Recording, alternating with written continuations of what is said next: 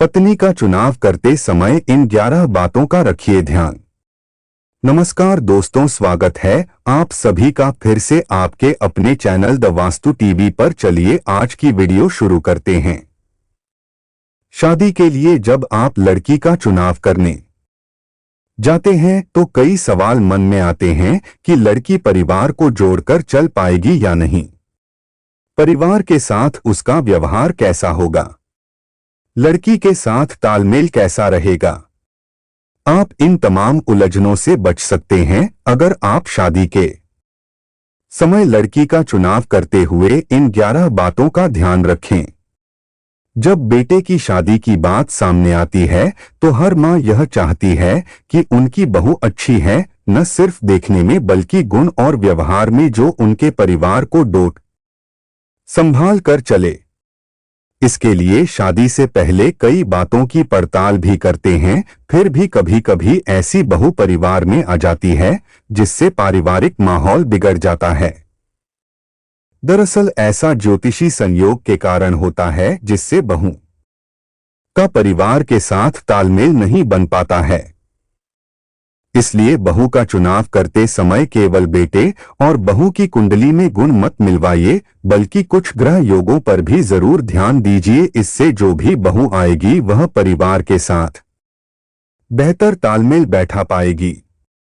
आइए जानते हैं बहू चुनाव के लिए किन बातों का ध्यान रखना चाहिए।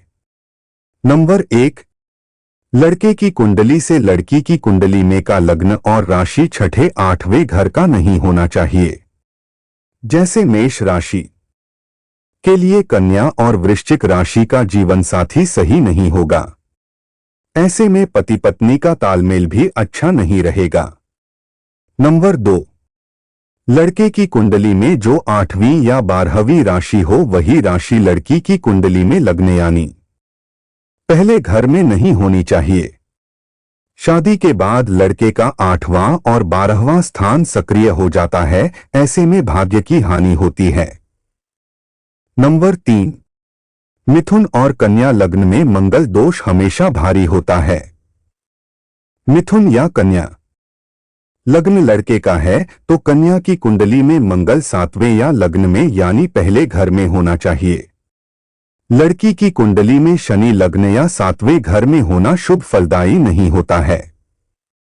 नंबर 4, वर कन्या की कुंडली मिलाते समय कन्या की कुंडली में अगर 12वें स्थान में सूर्य मंगल या सूर्यशनि या सूर्य केतु या मंगल शनि मंगल केतु है तो ऐसी कुंडली वाली कन्या से विवाह करना अनुकूल नहीं होता है, ऐसा ज्योतिषीय मत है। ऐसे में विवाह के लंबे समय तक टिक पाने की संभावना कम रहती है। कुंडली में कुछ अनुकूल योग होने पर स्थिति में सुधार संभव है। नंबर 5, लड़के की कुंडली से लड़की की कुंडली में 7वें घर में सूर्य मंगल या सूर्यशनि या सूर्य राहु या सूर्य केतु या मंगल शनि है तो ऐसी कुंडली भी टालनी चाहिए। ऐसे में वैवाहिक जीवन में बाधा आती है। नंबर 6, लड़का और लड़के की कुंडली में चंद्र और सूर्य जिस राशि में है उसी राशि में सामने वाले की कुंडली में शनि नहीं होना चाहिए। मान लीजिए किसी लड़की की कुंडली में चंद्रमा कुंभ राशि का है या सूर्य कुंभ राशि में है तो लड़के की कुंडली में कुंभ राशि का शनि नहीं होना चाहिए। नंबर 7, वर कन्या की कुंडली में मंगल और शुक्र एक दूसरे के ऊपर हों तो यह बहुत ही अच्छा होता है। जैसे कन्या की कुंडली में शुक्र मकर राशि में है तो लड़के की कुंडली में मंगल मकर में है तो यह शुभ योग है। अगर लड़के की कुंडली में शुक्र मकर राशि में है और कन्या की कुंडली में मंगल मकर राशि में है तब भी वैवाहिक जीवन सफल रहता है। नंबर 8, लड़का या लड़की का सूर्य और चंद्र जिस राशि में है उसी राशि में सामने वाले का राहु या केतु है तो इसका मतलब यह है कि इनके बीच पूर्वजन्म का कोई रिश्ता है। वर कन्या की ऐसी कुंडली मिलने पर विवाह कर लेना चाहिए। इससे वैवाहिक जीवन अच्छा रहता है। नंबर 9, कुंडली मिलान में सबसे बढ़िया मैचिंग शुक्र और राहु केतु का होता है। वर कन्या में से किसी एक के शुक्र के ऊपर दूसरे की कुंडली में राहु या केतु आते हैं तो दोनों के बीच गजब का आकर्षण रहता है। जैसे लड़के की कुंडली में शुक्र धनु राशि में है और लड़की की कुंडली में अगर राहु या केतु धनु राशि में है तो बढ़िया मैचिंग कहा जाएगा। नंबर 10, लड़का या लड़की की कुंडली के सूर्य के ऊपर सामने वाले का चंद्र आता हो या चंद्र के ऊपर सूर्य आता हो तो वह भी अच्छा मैचिंग है। यानी लड़का या लड़की किसी एक की जिस राशि में सूर्य या चंद्रमा है उसी राशि में किसी एक का सूर्य या चंद्रमा हो तो यह अच्छा योग बनता है। नंबर 11, लड़के की कुंडली का जो भाग्य स्थान होता है, जो लाभ स्थान होता है या जो धन स्थान होता है उसी राशि में अगर लड़की का गुरु है तो उस लड़की के साथ शादी के बाद लड़के का भाग्य का उदय होगा ऐसा समझना। मान लीजिए कि लड़के का मकर लग्न है तो अगर लड़की की कुंडली में कन्या का गुरु है या वृश्चिक का गुरु है या कुंभ राशि का गुरु है तो उसके साथ शादी करने के बाद लड़के का भाग्य उदय अवश्य ही होगा।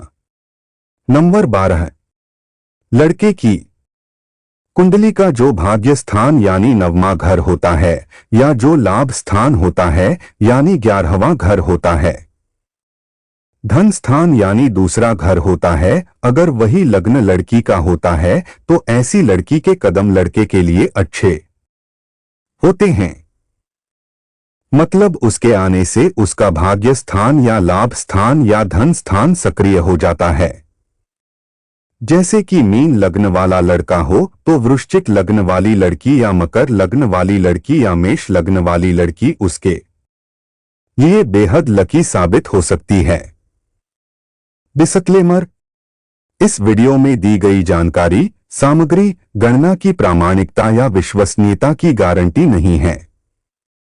सूचना के विभिन्न माध्यमों ज्योतिषियों, पंचांग, प्रवचनों, धार्मिक मान्यताओं, धर्म ग्रंथों से संकलित करके यह सूचना आप तक प्रेषित की गई है। हमारा उद्देश्य सिर्फ सूचना पहुंचाना है, पाठक या उपयोगकर्ता इसे सिर्फ सूचना समझकर ही लें। इसके अतिरिक्त इसके किसी भी उपयोग की जिम्मेदारी स्वयं उपयोगकर्ता की ही रहेगी। दोस्तों, अगर वीडियो पसंद आए तो वीडियो को एक लाइक करें और चैनल पर अगर नए हैं तो चैनल को सब्सक्राइब जरूर करें। भगवान आप सब पर सदा कृपा बनाए रखें। धन्यवाद।